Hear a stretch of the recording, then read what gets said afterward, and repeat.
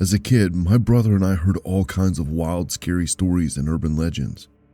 At recess, huddled around the slide entrance of the furthest jungle gym, we traded tales like Yu-Gi-Oh cards. Bloody Mary, the guy from the picture on our fridge, Freddy Krueger. All the usual suspects played roles in our half-imagined, half-retold fictions.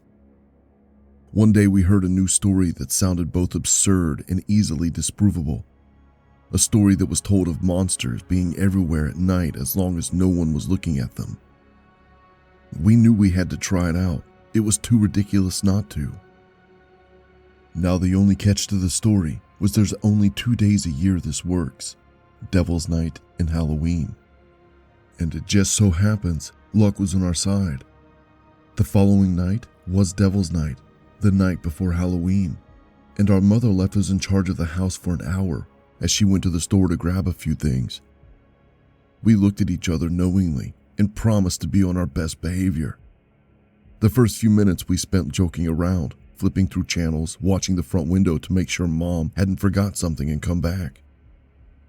After we were certain the coast was clear, we turned off the TV and went over to the side door. Briefly, we debated about whether we needed the lights on or off, but decided it didn't matter since it wasn't in the story, and those things are usually pretty explicit about turning off the lights. A brief nod signaled it was time to close our eyes, and then I counted down from 5. We opened the door, our eyes tightly shut, and the first thing I noticed was the sound. He stepped out first, and I hesitated. The sounds of crickets filled the night, louder than I had ever heard, louder than the train that ran behind our house. The air was buffeted like a helicopter was landing right outside on the porch. My stomach turned. All at once, an uneasy feeling of being watched overwhelmed me. I decided to open my eyes. I had to make sure nothing was there, watching us. My brain hadn't even sent the signal to my eyelids when I heard my brother's scream pierce the night. Instantly, my lids flew open, taken aback by the brightness of the porch light. I looked to my right and he was gone. I screamed his name, frantically scanning our yard, unable to see past the edges of where the porch light illuminated the yard. I realized it was much quieter than a moment ago. Not even the rustle of leaves on a tree reached my ears. Wringing my hands, I called again, too terrified to step forward, too worried for my brother to shut the door. Stomping my feet in place this time, I yelled, hiccuping on the last syllable. Tears welled up in the corners of my eyes, slowly burning my vision.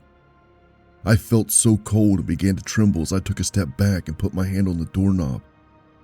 One last time I whined his name, hoping he'd come out and stop messing with me. An instant passed, but felt longer than my entire life, and I couldn't take it anymore. I slammed the door and fell to my knees sobbing. Hand still on the knob, I began to hyperventilate, unable to decide if I should lock the door or wait for his cruel joke to be over. Agonizing minutes I knelt, head against the door. Wails became whispers, and my stomach turned inside out. At some point, I passed out, because that's where my mom found me upon her return, never having moved from in front of an unlocked side door.